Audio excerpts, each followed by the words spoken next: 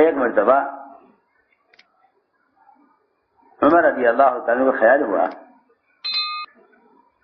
کہ قرآن بھی سمجھ لیا اور آپ جانتے ہیں کہ عمر کا علم، حدیث بھی سمجھ لی، سب سے زیادہ آپ منشا کو پہچاننے والے عمر، خیال یہ ہوا کہ معلوم ہونا چاہیے کہ اللہ تعالی نے موسیٰ علیہ السلام پر کیا علم نازل کیا تھا، موسیٰ علیہ السلام پر کیا علم نازل کیا تھا، یہ خیال آیا۔ توریت پڑھی، عمل کے لیے نہیں، صرف جاننے کے لیے، معلومات کے لیے، عمل کے لیے نہیں بلکہ صرف جاننے کے لیے، معلومات کے لیے کہ موسیٰ علیہ السلام پر اللہ نے کیا علم نازل کیا تھا۔ حالانکہ موسیٰ علیہ السلام پر نازل ہونے والا علم علم تھا، توریت مستقل احکام دیے اللہ نے، اس کو حاصل کیا عمر رضی اللہ تعالیٰ عنہ نے، اس کے چند اوراق ہاتھ میں لے کر مسجد میں آئے، میں عمر ہاتھ میں کیا ہے، اس کے لیے توریت کا علم ہے، اور ہم نے صرف یہ جاننے کے لیے کہ اللہ نے موسیٰ علیہ السلام پر کیا احکام نازل کیے تھے، صرف معلومات کے لیے ہم نے اس کو پڑھا ہے۔ اتنا سنتے ہی حضور اکرم صلی اللہ علیہ وسلم کا چہرہ غصے سے، آپ کا چہرہ بدل گیا،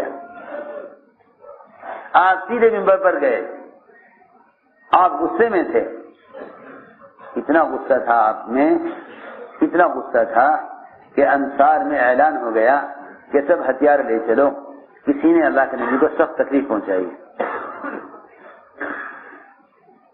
اعلان ہو گیا انصار میں، ہتھیار لے چلو، ہتھیار لے چلو، ہتھیار لے چلو۔ بہت بڑی بات پیش آ گئی ہے، کوئی ساری مسجد بھر گئی صحابہ سے،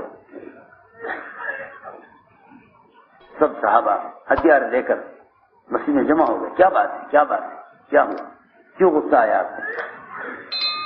سارا غصہ عمر پر تھا کہ توریت کیوں پڑھی، سارا غصہ عمر پر تھا، توریت کیوں پڑھی۔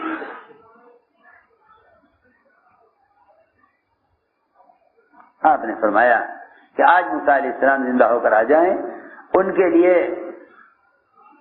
نجات کا کوئی راستہ نہیں سوائے میرے طریقے کے، اور اگر تم نے ان کے طریقے پر عمل کیا، حالانکہ عمر رضی اللہ عنہ نے توریت عمل کرنے کے لیے نہیں پڑھی، لیکن کیوں؟ اس لیے کہ علم کا تقاضا معلومات کا حاصل کرنا نہیں، عمل کرنا ہی علم کا تقاضا ہے، اس لیے آپ کو غصہ آیا کہ جب اس پر عمل نہیں تو اس کو کیوں حاصل کیا، اس پر عمل نہیں۔ یہ کیا مطلب اس کا کہ ہم نے عمل کے لیے پڑھ رہے ہیں، ہم تو معلومات کے لیے پڑھ رہے ہیں، کہ نہیں، معلومات تو موضوع ہی نہیں ہے، علم کا تقاضا تو عمل ہے۔ جو علم منسوخ ہو چکا، جو علم منسوخ ہو چکا ہے، تم نے اس علم کو کیوں حاصل کیا؟ آپ نے فرمایا آج موسیٰ علیہ السلام زندہ ہو کر آ جائیں، ان کے لیے کوئی راستہ ہدایت کا نہیں، نجات کا نہیں سوائے میرے طریقے کے، اور اگر تم نے ان کے طریقے پر عمل کیا تم گمراہ ہو جاؤ گے۔ آپ نے فرمایا یہ قرآن کیا تمہارے لیے ہدایت کے لیے کافی نہیں ہے، واضح روشن کتاب۔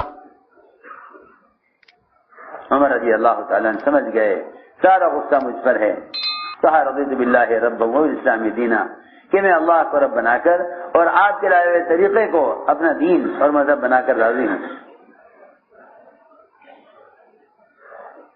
آپ اندازہ کریں، جو چیز علم ہے اور موسیٰ علیہ السلام پر نازل کی گئی ہے، اس کو عمر جیسے عالم نے سیکھ لیا، سارا قرآن حدیث کا علم حاصل کرنے کے بعد اس پر اللہ کے نبی کو اتنا غصہ آ رہا، تو جو چیز علم ہی نہیں ہے سرے سے، دنیا کے فنون اور مختلف قسم کے انسانی تجربات، انہیں آدمی حاصل کر کے سمجھے کہ میرے پاس بھی علم ہے اور اللہ کے رسول کے لائے ہوئے علم سے جاہل رہے، تو قیامت میں اللہ کے نبی کو کتنا غصہ آئے گا۔ جب عمر جیسے عالم پر غصہ آ رہا ہے علم حاصل کرنے کی وجہ سے، جو علم موسیٰ علیہ السلام پر نازل کیا گیا، اس سے اندازہ کرنا چاہیے۔ تو میں نے عرض کیا دوستو، سب سے بنیادی بات یہ ہے کہ علم حاصل کرو، علم حاصل کرو، اس لیے کہ علم سیکھنے سے آتا ہے، کوئی اپنی ماں کے پیٹ سے عالم پیدا نہیں ہوتا، کوئی ماں کے پیٹ سے عالم پیدا نہیں ہوتا، علم سیکھنے سے آتا ہے۔ اور صحابہ کرام باوجود فقر اور تنگی کے علم حاصل کرتے تھے۔ اس زمانے کے لوگوں کی ناکامی کی اور جہالت کی وجہ یہ ہے کہ وہ سمجھتے ہیں پہلے اسباب اختیار کریں، پھر وہ اسباب علم پر لگائیں تاکہ علم حاصل ہو۔ حالانکہ آپ دیکھیں گے کہ صحابہ کے زمانے میں جو جتنا بڑا فقیر محتاج تنگ دست، اتنا ہی بڑا فقیہ اور عالم، اتنا ہی بڑا فقیہ اور عالم، کیونکہ وہ یہ جانتے تھے کہ جتنا مال بڑھے گا اور جتنے مال کے کمانے کے اسباب بڑھیں گے اتنی ہی علم سے مشغولی اور علم سے غفلت ہو جائے گی۔ حضرت فرمایا کرتے تھے کہ اس دوسری غلام ابو ہریرہ نے تو تھوڑی سی مدت میں اتنی حدیثیں یاد کر لی، اور ہمیں تو بازار کے چکروں نے، بازار کی مشغولی نے علم سے محروم کر دیا۔ حضرت جیسا عالم یہ کہتا تھا، حضرت جیسا عالم وہ یہ کہتا تھا، حضرت جیسا عالم یہ کہتا تھا کہ ابو ہریرہ نے تو اس دوسری غلام نے تھوڑی مدت میں اتنا علم حاصل کر لیا، کیونکہ کوئی کام نہیں تھا سوائے علم حاصل کرنے کے۔ مستقل علم کے ماحول میں، مستقل آپ کی مجلس میں حضرت فرمایا کرتے تھے ہمیں تو بازار کی مشغولی نے علم سے محروم کر دیا۔ اور یہ دوسری غلام یہ سب کچھ چھوڑ کر علم حاصل کرنے میں لگا ہوا تھا، کیونکہ تھوڑا سا علم حاصل ہوتا ہے جب آدمی اپنے آپ کو پوری طرح علم کے حوالے کر دے۔ تو میں نے عرض کیا کہ دور صحابہ میں یہ بات نہیں تھی کہ پہلے مکان، دکان، کارخانہ، زمیندارہ کرو، پھر ان اسباب کے ذریعے علم حاصل کرو، بلکہ بھوکے سے بھوکا آدمی، فقیر سے فقیر آدمی علم کی طلب میں آیا کرتا تھا۔ ایک آدمی بہت دور سے چل کر آیا، سواری پر سوار،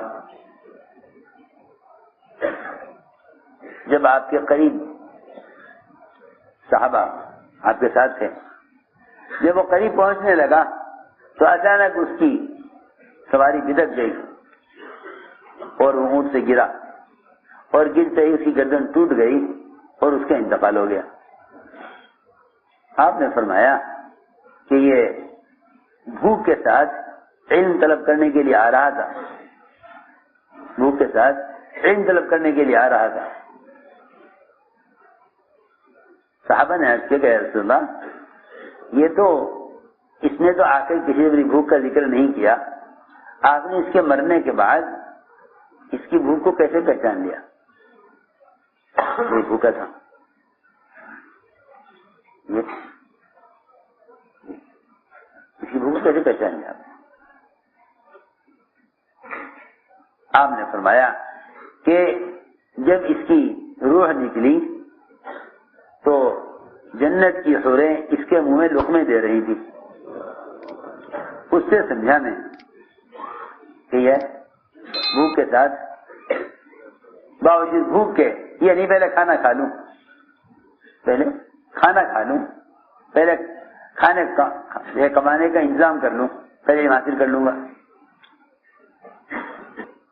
بلکہ اس بھوک کے ساتھ علم حاصل کرنے کے لیے آئے، اس بھوک کے ساتھ علم حاصل کرنے آئے، اس بھوک کے ساتھ علم حاصل کرنے کے لیے آئے۔ تو میرے دوستوں عزیزوں، میں نے عرض کیا کہ مادی اسباب سے علم کے حاصل ہونے کا کوئی تعلق نہیں، یہ مادی اسباب سے علم کا حاصل ہونے کا کوئی تعلق نہیں۔ بلکہ علم اللہ کے تعلق سے حاصل ہوتا ہے، علم اللہ کے تعلق سے حاصل ہوتا ہے، کہ علم اللہ کے تعلق سے حاصل ہوتا ہے۔ اس لیے فرمایا کہ اپنے علم کو لے کر حرکت میں بھی آیا کرو، اس لیے کہ حضور اکرم صلی اللہ علیہ وسلم نے اپنے لائب علم کی مثال بادل سے دی ہے۔ لائب علم مثال، آپ نے لائب علم کی مثال بادل سے دی ہے، آپ نے لائب علم کی مثال بادل سے دی ہے، علم گرانے کی مثال بادل سے دی ہے، اور امت کی مثال زمین سے دی ہے۔ امت کی مثال ساری امت زمین کی طرح، اور آپ کا لائب علم بادل کی طرح۔ بہت اچھی مثال ہے، بہت اچھی مثال ہے۔ فرمایا مثل ما بعثني اللہ به من الهدى والعلم كمثل غيث الكثير، کہ جو علم میں لے کر آیا ہوں اس علم کی مثال گھنے بادل کی طرح ہے، اور امت کی مثال زمین کی طرح ہے۔ زمین نہیں پھرتی، بادل پھرتے ہیں۔ کیوں بھائی؟ زمین نہیں پھرتی، بادل پھرتے ہیں۔ زمین کے اندر جمود، بادل میں حرکت، زمین میں ٹھہراؤ، بادل میں حرکت، بادلوں میں حرکت، زمین میں ٹھہراؤ، بادلوں میں حرکت۔ سارے بادل معمور ہوتے ہیں زمینوں کی طرف، بادل معمور ہوتے ہیں زمینوں کی طرف۔ جاؤ فلاں کے باغ کو سیراب کرو، یہ بادل کو حکم ہے، فرشتے ہکاتے ہیں بادلوں کو زمینوں کی طرف۔ اس طرح آپ صلی اللہ علیہ وسلم جو علم لے کر آئے، آپ نے خود اپنے علم کو مجھ تک پہنچایا۔ بلغ ما انزل الیک من ربک، آپ خود پہنچائیے جو آپ پر حکم نازل کیے گئے ہیں، آپ انہیں خود پہنچائیے، آپ انہیں امت تک خود پہنچائیے۔ آج کے لوگ علم کی مثال کنویں سے دینے لگے کہ بھائی ہم کنویں کی طرح ہیں، یہ علم حاصل کرنا ہمارے پاس آئے۔ اور آپ صلی اللہ علیہ وسلم نے اپنے صحابہ، علماء صحابہ کو حرکت پر ڈالا کہ جو علم تم مجھ سے لے رہے ہو، اس علم کو لے کر امت میں، اس علم کو لے کر امت کے پاس جاؤ، اس علم کو لے کر امت کے پاس جاؤ۔ آپ صلی اللہ علیہ وسلم، آپ نے علماء صحابہ کو حرکت پر ڈالا، جسے میں نے عرض کیا کہ آپ نے علم کی مثال بادل سے دی، علم کی مثال بادل سے دی، اور زمین کی 3 قسمیں بیان کی۔ ایک زمین ہو جو پانی کو جذب کر کے گھاس، درخت، پھول اگائے۔ ایک زمین وہ ہے جو پانی کو جمع کر لے، وادی اور ڈیم جس میں پانی جمع ہو جاتا ہے، لوگ پیتے ہیں، پلاتے ہیں، اپنی کھیتیوں کو، اپنے جانوروں کو سیراب کرتے ہیں۔ ایک زمین وہ ہے شوریلی زمین جس میں پانی برس کر بہہ جاتا ہے، پانی برس کر بہہ جاتا ہے، اور لوگ اس سے اس علم سے کوئی نفع حاصل نہیں کرتے، اور اس علم کے ذریعے عزت اور سربلندی حاصل نہیں کرتے، پانی برس کر بہہ جاتا ہے۔ آپ کی کوشش ابو طالب پر بھی، ابو ہریرہ پر بھی، ابو طالب پر بھی اور ابو ہریرہ پر بھی۔ ابو ہریرہ بن گئے سب سے بڑے محدث، ابو ہریرہ بن گئے سب سے بڑے محدث۔ ابو طالب اسلام بھی نہ لائے، کوشش سب پر، محنت سب پر۔ یہ نہیں کہ جو آدمی طلب لے کر آئے گا اس کو سکھلا دیں گے۔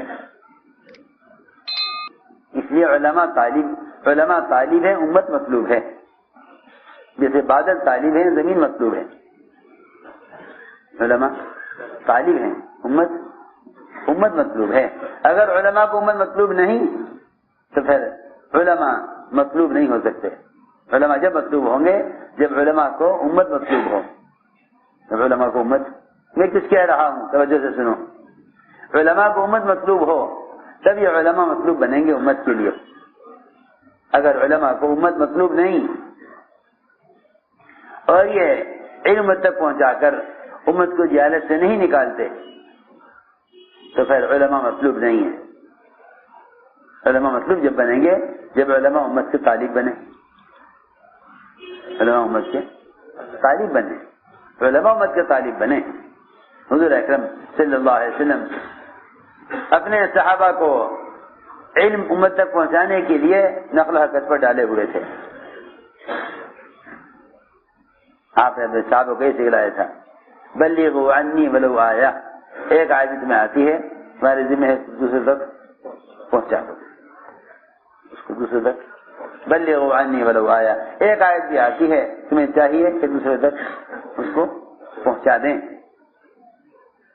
ایک آیت بھی آتی ہے تو اسے دوسرے تک پہنچا دیا جائے۔ میرے دوستوں عزیزو، دعوت اور تعلیم کا میں کوئی فرق نہیں، کیوں؟ اس لیے کہ آنے والوں کو سکھلانا تعلیم ہے، جا کر سکھلانا دعوت ہے۔ تبلیغ اور تعلیم، دعوت اور تعلیم میں کوئی فرق نہیں، آنے والوں کو سکھلانا تعلیم، جا کر سکھلانا تبلیغ،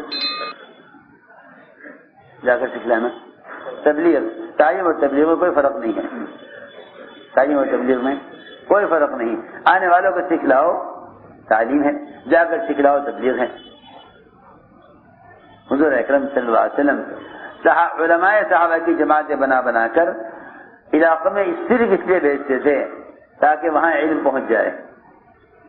اس زمانے کے لوگ تو یہ سمجھتے ہیں کہ صحابہ صرف کافروں سے قتال کرنے کے لیے نکلتے تھے، یہ زمانے کا غلط خیال ہے، یہ زمانے کے لوگوں کا غلط خیال ہے، کیونکہ وہ سمجھتے ہیں کہ جہاد اور خروج اور اس کے فضائل صرف کافروں سے مقابلہ کرنے کے لیے ہیں، ایسا نہیں ہے۔ اللہ اکبر، اگر مسجد کی طرف چل کر آ رہا ہے علم حاصل کرنے کے لیے، علم حاصل کرنے کے لیے یا تعلیم خود کرانے کے لیے، تو فرمایا کہ یہ بھی جہاد میں سے ہے، یہ بھی جہاد کا ایک حصہ ہے، یہ جہاد کا ایک حصہ ہے کہ عام مسیح کی طرف چل کر آئیں علم حاصل کرنے کے لیے یا دوسروں کا علم سکھلانے کے لیے۔ ہمارے ایسا فرماتے تھے، اس زمانے میں علم مسجد سے نکل گیا، اس زمانے میں علم مسجد سے، اس زمانے میں علم مسجد سے نکل گیا، اس زمانے میں علم مسجد سے نکل گیا۔ اور واقعی یہی وجہ ہے کہ جب علم مسجد سے نہیں سیکھا جائے گا، جب علم مسجد سے نہیں سیکھا جائے گا تو عمل کی استعداد پیدا نہ ہوگی۔ میری بات توجہ سے سننا، ہم گھر کے ماحول میں، گناہوں کے ماحول میں، دنیا کے مشغولی کے ماحول میں تھوڑا سا علم حاصل کر لیتے ہیں، ہاں معلومات حاصل ہو جاتی ہے، لیکن عمل کی استعداد پیدا نہ ہوگی جب تک علم کے حلقوں میں اور علماء کی صحبت میں اور مسجد کے ماحول میں اور فرشتوں کے پروں میں رہ کر علم نہیں سیکھیں گے۔ عمل کی استعداد ملائکہ کے پروں میں رہنے سے پیدا ہوتی ہے، جس طرح مرغوں انڈوں کے اندر حیات وہ پیدا ہوتی ہے مرغی کے پروں سے، اس طرح فرشتوں کے پروں میں رہنے سے عمل کی استعداد پیدا ہوتی ہے۔ میں نے عرض کیا کہ حضور اکرم صلی اللہ علیہ وسلم نے اپنے صحابہ کو متحرک بنایا تھا کہ علم کو لے کر حرکت میں آئیں۔ حضرت نے مطالبہ کیا کہ ہمارے یہاں جماعت بھیجیں، فرمایا مجھے اطمینان نہیں ہے نظر پر، لیکن علم طلب کرنا چاہتے ہیں تو آپ نے 70 صحابہ چنے، علماء قراء اپنے صحابہ میں سے، اور 70 کی جماعت بنا کر آپ نے روانہ کی۔ بیر معونہ میں سارے علماء کو شہید کر دیا گیا، سارے علماء کو۔ سب سے بڑی صحابہ میں سب سے بڑی علماء کی جماعت ایک وقت میں بغیر کسی قتال کے، بغیر کسی جنگ کے، بغیر کسی مقابلے کے، بغیر کسی غزوے کے، جو سب سے بڑی جماعت علماء کی شہید ہوئی وہ صرف علم پہنچانے کے لیے شہید کی گئی۔ انہوں نے خود کہا صحابہ نے، علماء صحابہ نے، کہ ہم تو مقابلے کے لیے، قتال کے لیے نہیں نکلے، ہم تو حضور اکرم صلی اللہ علیہ وسلم کی ایک اہم ضرورت کے لیے جا رہے ہیں، آپ نے بھیجا ہے علم سکھلانے کے لیے جا رہے ہیں، ہمارا کسی مقابلہ نہیں ہے۔ آپ اندازہ کریں اللہ کے راستے کے نفر کا مقصد اللہ کے راستے میں نکلنے کا اصل مقصد کہ جو غیر عالم ہے وہ نکلے اپنے ماحول سے علم حاصل کرنے کے لیے، جو عالم ہے وہ نکلے اپنے ماحول سے امت تک علم کو پہنچانے کے لیے۔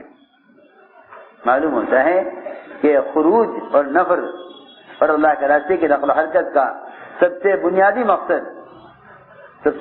مقصد نبی کی بعثت کا بنیادی مقصد امت کو علم پہنچانا اور امت کو جہالت سے نکالنا ہے، نہ کہ یہ کہہ دینا کہ یہ تو سب قتال کے فضائل ہیں اور قتال زمانے میں ہے نہیں، یہ تبلیغ والے قتال کے فضائل کو تبلیغ میں استعمال کر کے کہتے ہیں اللہ کے راستے میں نکلنے کا یہ اجر ہے۔ ارے جب تمہیں پتہ ہی نہیں ہے کہ نبی کی بعثت کا کیا مقصد ہے، نبی کی بعثت کا مقصد یہ ہے، نبی کی بعثت کا مقصد یہ ہے کہ امت کو علم سکھلائیں اور امت کو جہالت سے نکالیں، یہ نبی کی بعثت کا اصل مقصد ہے، نبی کی بعثت کا اصل مقصد ہے۔ سنو غور سے بات، یہ نبی کی بعثت کا اصل مقصد ہے۔ هو الذي بعث في الأميين رسولا منهم يتلو عليهم آياته ويزكيهم ويعلمهم الكتاب والحكمة۔ یہ نبی کی بعثت کا اس آیت میں مقصد بتا دیا کہ امت کو دین کی تعلیم دینا، جہالت سے نکالنا، یہ نبی کی بعثت کا اصل مقصد ہے۔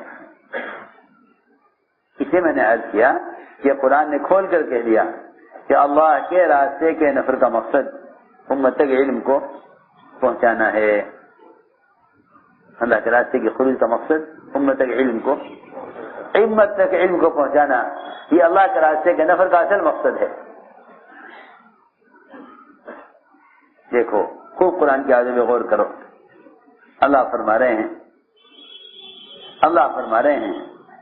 یہ تو نہیں کہہ رہے کہ سب نہ نکلیں، علماء کے بارے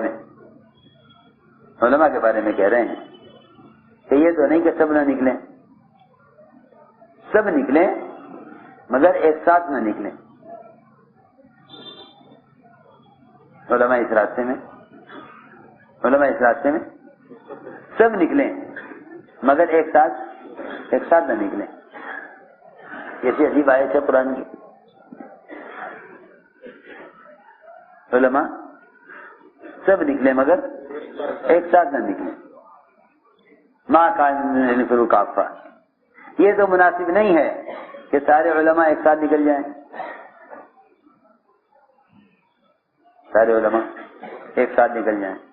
یہ تو مناسب نہیں کہ سارے علماء ایک ساتھ نکل جائیں۔ ایسا کیوں نہیں کرتے کہ علماء کی ایک جماعت نکلے اللہ کے راستے میں، باقی علماء مقام پر رہیں، تاکہ جو لوگ ان علماء کے پاس علم طلب کرنے کے لیے آئیں، سوالات لے کر آئیں، استفساء کے لیے آئیں، مسئلہ پوچھنے کے لیے آئیں، تو یہ ان کی ضرورت کو پورا کرنے کے لیے مقام پر رہیں۔ جنہیں طلب ہے علم کی، ان کی طلب پوری کی جائے۔ ایک جماعت نکل جائے اللہ کے راستے میں علماء کی، کیوں؟ اس لیے نکلے تاکہ وہ دیکھے دنیا میں پھر کر کہ اللہ کی اطاعت کرنے والے ان پر اللہ تعالیٰ کی طرف سے کیا انعامات ہیں، جنہیں علم حاصل کر کے اللہ کی اطاعت کی ان پر کیا انعامات ہیں، اور جنہوں نے علم سے جاہل رہ کر اللہ کی اطاعت کو چھوڑ دیا اور اللہ کے وعدے پر نہیں ہیں اور جہالت کی وجہ سے وہ گناہوں کے طرف مبتلا ہیں، ان پر اللہ کی طرف سے کیا عذاب ہے۔ ان حالات کا اللہ کے راستے میں پھر کر ان حالات کا مشاہدہ کریں، اس سے ان کے علم کے اندر رسوخ پیدا ہو جائے گا، اور جب واپس آئیں گے تو واپس آ کر اپنی قوم کو ڈرانا، ان کی تحذیر مؤثر ہو جائے گی، ان کا اپنی قوم کا آ کر ڈرانا مؤثر ہو جائے گا۔ یہ فرمایا، کیسی عجیب بات ہے۔ وَلْيُنذِرُوا قَوْمَهُمْ إِذَا رَجَعُوا إِلَيْهِمْ، جب واپس آئیں تو مقامی لوگوں کو آ کر ڈرائیں کہ بھائی ہم تو امت کے حالات دے کر آئے ہیں۔ ارے سنو تو صحیح، امت کے حالات دے کر آئے ہیں۔ جب ایک مالدار آدمی فقراء میں، غرباء میں، ننگے بھوکے، بیمار پریشان حال لوگوں میں جاتا ہے تو اس کو اپنے مال کے مصارف معلوم ہوتے ہیں، مجھے مال کہاں کہاں خرچ کرنا ہے، مجھے مال کہاں کہاں خرچ کرنا ہے. کہیں بیوائیں ملیں گی، کہیں یتیم مسکین بچیاں ملیں گی، کہیں غیر شادی شدہ عورتیں ملیں گی کہ مال کی وجہ سے شادی کرنے سے پریشان ہیں، نہیں کر سکتے، کہیں بے گھر لوگ ملیں گے. تو یہ سوچے گا کہ میرے مال کی کتنے مصارف ہیں. تو جو آدمی غربا کے درمیان نہیں جائے گا اسے اپنے مال کے مصارف نظر نہیں آئیں گے. اسی طرح جو عالم جاہل کے درمیان نہیں جائے گا اسے اپنے علم کے مصارف نظر ہی نہیں آئیں گے. وہ سمجھے گا علم تو میرے اپنے لیے ہے، اسے میں عمل کروں. حالانکہ اس کے پاس علم ساری امت کی امانت اس کے پاس ہے. امت کی امانت اللہ جس کو علم دیتے ہیں اس کے پاس امت کی امانت ہے. جیسے اللہ جس کو مال دیتے ہیں اس کے پاس غربا کی امانت ہے. اس کے پاس غربا کی امانت ہے. جی ہاں. اور دونوں کے لیے اس کے پاس، مالدار کے پاس دونوں کے لیے، دونوں کا حق اس کے مال میں ہے. سائل کا بھی سوال کرے آ کر، اور جو سوال نہ کرے اس کا بھی حق ہے. وفی اموالہم حق للسائل والمحروم. لو جی، جب مال میں سوال کرنے والے کا بھی حق ہے اور سوال نہ کرنے والے کا بھی، جو آ کر آپ سے سوال نہیں کر رہا ہے اس کا بھی حق آپ کے ذمہ ہے کہ آپ مال اس کو وہاں پہنچائیں، اس کے گھر. تو جس طرح جب مال کے لیے حکم ہے، جس مال کا تعلق دنیا کی چند روزہ زندگی سے ضرورت کے طور پر، تو جو آخرت جس پر ہمیشہ کی کامیابی کا یا ناکامی کا مدار ہے، وہ آخرت جس میں جہنم یا جنت کا فیصلہ ہونا ہے. بتاؤ اس آخرت سے متعلق علم کا پہنچانا کتنا زیادہ ضروری ہوگا. جب مالدار کے حق، مالدار کے مال میں سائل کا اور محروم کا دونوں کا حق ہے، تو علم میں سائل کا اور محروم کا حق کیوں نہ ہوگا؟ جو آ کر پوچھ رہا ہے اس کا بھی حق، جو آ کر پوچھ نہیں رہا ہے اس کا بھی حق. میری بات یاد رکھنا، میری بات یاد رکھنا سب، کہ علم کا چھپانا حرام ہے. علم کا چھپانا حرام ہے. اس شخص کے لیے جو آدمی آ کر آپ سے سوال کرے اور آپ کو معلوم ہے لیکن آپ جواب نہ دیں اور اس کے علم نہ بتائیں اور اس کو رہبری نہ کریں، فرمایا کہ جس طرح علم کے چھپانے والے کے لیے وعید ہے سوال کرنے والے کو نہ بتانے پر، اسی طرح جو آ کر آپ سے سوال نہیں کر رہا ہے اور آپ سے علم حاصل نہیں کر رہا، اس کو اس تک جا کر علم کا نہ پہنچانا، اس پر بھی وعید ہے. اس لیے کہ دونوں طریقے علم کے چھپانے کے ہیں. جو آ کر سوال کرے آپ اس سے علم چھپا لیں، اور جو آگے سوال نہیں کر رہا ہے آپ اس کو علم نہ پہنچائیں. ارے سنو میں کیا کہہ رہا ہوں. دونوں شکلیں ہیں علم کو چھپانے کی. جاہل تک علم کو نہ پہنچانا بھی علم کو چھپانا ہے، اور سائل کو نہ بتانا یہ بھی علم کو چھپانا ہے. سنو، سائل کو نہ بتانا بھی علم کو چھپانا ہے، اور جو عالم جو جاہل علم حاصل کرنے کے لیے نہیں آ رہا ہے اس تک علم کا نہ پہنچانا یہ بھی علم کو چھپانا ہے.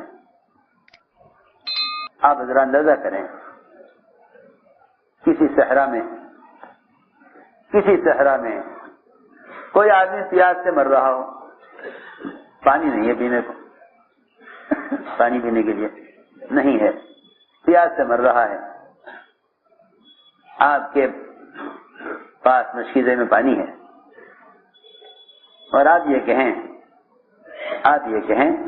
کہ پیسے دو گے تو پلا دوں گا پانی،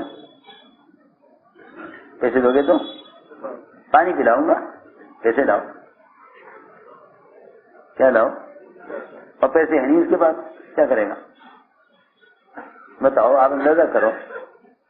اس سے بڑا ظالم آپ کسی کو سمجھتے ہیں کہ وہ ایک صحرا میں جہاں کہیں پانی نہیں ہے وہاں جان دے رہا پیاس سے، اس کے پاس پانی ہے، وہ یوں کہے کہ لاؤ پیسے دو پانی ملے گا. بتاؤ، اس سے بڑا ظالم کسی کو سمجھو گے؟ ارے سنو تو صحیح، کتنا بڑا ظالم ہوگا یہ آدمی کہ ایک آدمی پیاس سے مر رہا اور آپ کہہ دیں پیسے لاؤ تو پانی ملے. کیوں بھائی؟ نہیں، اس کی جان بچاؤ، پانی پلا کے جلدی. بس میں یہ کہنا چاہتا ہوں کہ کہ اس کے پیاسا مر جانے سے بھی زیادہ بڑا ظلم، اس سے کوئی پیاسے مر جانے سے بھی زیادہ بڑا ظلم یہ ہے کہ لوگوں کے پاس علم ہو اور وہ اپنے پڑوسیوں کو علم نہ پہنچائیں، یہ اس سے بھی زیادہ بڑا ظلم ہے، کیونکہ پیاس سے مر کے تو شاید شہید ہو جاوے، لیکن جاہل مر کر آخرت کے اعتبار سے کتنے نقصان میں ہوگا۔ اس لیے حضور اکرم صلی اللہ علیہ وسلم نے اپنے صحابہ کو اس کا مکلف کیا، اس کا حکم دیا کہ اپنے علم کو لے کر حرکت میں آئیں، علم کو لے کر حرکت میں آئیں، اپنے علم کو لے کر۔ آپ نے فرمایا صحابہ سے کہ یا تو تم جاہلوں کو دین سکھلاؤ، علماء سے فرمایا جاہلوں کو دین سکھلاؤ ورنہ میں تمہیں دنیا میں سزا دوں گا۔ صحیح حدیث ہے۔ تعجیل عقوبت کی دھمکی، تعجیل عقوبت کی دھمکی ان کے لیے جن کو اللہ نے علم دیا ہے۔ علماء کو پتہ چلا کہ آپ نے بیان کیا ہے، سارے علماء آپ کے پاس آ گئے اور کہا کہ آپ نے ایسا بیان کیا ہے، آپ فرماتے ہیں؟ میں کہ ہاں، میں تو پھر کہتا ہوں کہ تو علماء جاہلوں کو دین سیکھنا ہے ورنہ علماء کو دنیا میں سزا دوں گا۔ علماء نے عرض کیا کہ بھی جاہل ہم سے سیکھتے نہیں، ہم کیا کریں؟ ہم تیار بیٹھے سکھلانے کے لیے، ہم تو تیار بیٹھے ہیں سکھلانے کے لیے، آتے ہی نہیں ہمارے پاس، ہمارے پاس آتے ہی نہیں۔ آپ نے پھر وہی کہا کہ تو علماء جاہلوں کو دین سکھلائیں ورنہ علماء کو دنیا میں سزا دوں گا۔ علماء نے پھر وہی بات دہرائی، ابھی تیری غیری نہ کہ ہم ہلاک کیے جائیں گے دوسرے کی وجہ سے۔ یہ 3 مرتبہ آپ نے یہ بات فرمائی کہ میں علماء کو دنیا میں سزا دوں گا یا ورنہ جاہلوں کو علم سکھلائیں، تو علماء سمجھ گئے کہ آپ یہ کہنا چاہتے ہیں کہ اگر وہ تم سیکھی گئے نہیں آتے تو تم علم کو لے کر ان کے پاس جاؤ، علم کو لے کر تم علم کو لے کر جاؤ ان کے پاس۔ اللہ کی شان، علماء نے خود ہی کہا آپ سے، علماء نے خود ہی عرض کیا آپ سے کہ آپ ہمیں 1 سال کا موقع دیجیے، ہمیں 1 سال کا ہم اس کا انتظار نہیں کریں گے کہ یہ جاہل مدینے میں آئیں سیکھنے کے لیے، بلکہ ہم جہاں جہاں اسلام پہنچ گیا اور علم نہیں پہنچا، ہم نقل و حرکت کے ذریعے وہاں علم کو پہنچائیں گے۔ 1 سال کا موقع دیے، 1 سال کا دیا۔ علماء نے خود سال کا آپ سے مطالبہ کیا، خود اپنی تشکیل سال کی کرائی، خود ہم نے آپ کو پیش کر دیا 1 سال کے لیے، ہم ہن سندن یا رسول اللہ، 1 سال کا موقع دیا۔ انہوں نے یہ نہ کیا کہ مدینے میں رہ کر 1 سال پڑھائیں گے، نہیں، یہ نہیں، بلکہ جہاں جہاں دیہاتوں میں اور نئی آبادیوں میں اسلام پہنچ گیا تھا وہاں انہوں نے جا کر ان تک علم کو پہنچایا، ان تک علم کو پہنچایا۔ اس لیے میرے دوستو عزیزو، اس بات کا دل سے عزم کرو کہ علم علماء سے حاصل کریں، اور جن کے پاس علم ہے انہیں چاہیے کہ وہ اپنے علم کو امت تک پہنچائیں، کیونکہ ان کے پاس یہ علم امت کی امانت ہے۔